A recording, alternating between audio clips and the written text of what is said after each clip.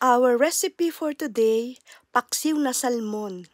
Ayan na ang salmon, nakapatas na dyan sa lalagyan. Nilagyan ko na rin ng asin, ng luya, bawang, tsaka siling haba. O, nilagyan ko ng suka. Sukang puti ang gamit ko dyan eh. Yan. Pagkatapos, nilagyan ko siya ng pamintang buo. At syempre, hindi mawawala ang sugar. Mukhang malaki ano, pero hindi. 1 teaspoon lang yan. O yan, sugar. And then, nilagyan ko ng konting tubig. Para lang maluto yung ating ano. Yan. O, pakukuluin lang natin. Ganyan, kulo lang. At pag medyo nangonti na ang sabaw, ilagay na natin ang talong.